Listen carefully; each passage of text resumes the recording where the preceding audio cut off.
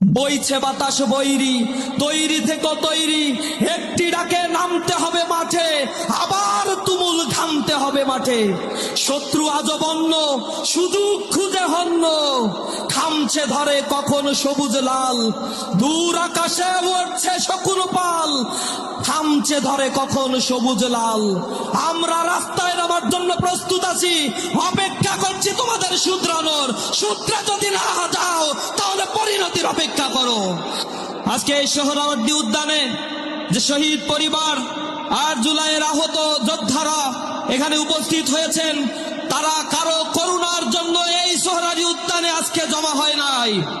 তারা তাদের অধিকার আদায়ের জন্য কণ্ঠস্বর হয়ে, ফ্যাসিবাদ হয়ে যারা উঠতে চায় তাদের বিরুদ্ধে অবস্থান নেওয়ার জন্য এখানে এসেছে। সংগ্রামী উপস্থিতি, আমরা বলতে চাই ফ্যাসিবাদ হচ্ছে ক্যান্সার সদৃশ একটা রোগ। এই রোগ যাকে পেয়ে বসে প্রথমে সে বুঝতে পারে না, যখন লাস্ট স্টেজে পৌঁছে যায় তখন তার আর কিছু করার থাকে না, কেমোথেরাপি দিয়েও তাকে কেউ বাঁচাতে পারে না।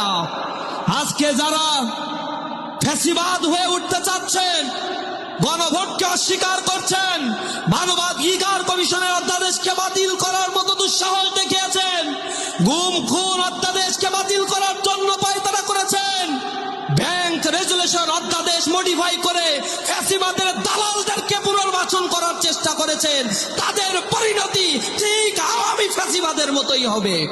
জুলাই যোদ্ধারা আজ একত্রিত হয়ে শাহবাগ পৌঁছান থেকে যে কণ্ঠস্বর উচ্চকিত করেছে, সমর্থন দিয়ে যারা এখানে সমবেত হয়েছে, সরকারকে বলতে চাই তাদের এই আওয়াজগুলো বোঝার চেষ্টা করুন।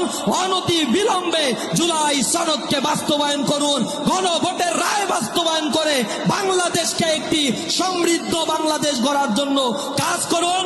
সরকারি দল বিরোধী দল মিলে কাঁধে কাঁধ মিলিয়ে কাজ করলে আমরা ছাত্র জনতা আপনাদের সহযোগিতা করব সোনার বাংলাদেশ গড়ে তোলার জন্য। সকলকে সেই বাংলাদেশ গড়ার স্বপ্ন দেখার জন্য উদাত্ত আহ্বান জানিয়ে আমার কথা শেষ করছি। আসসালামু আলাইকুম ওয়া রাহমাতুল্লাহি ওয়া বারাকাতুহু।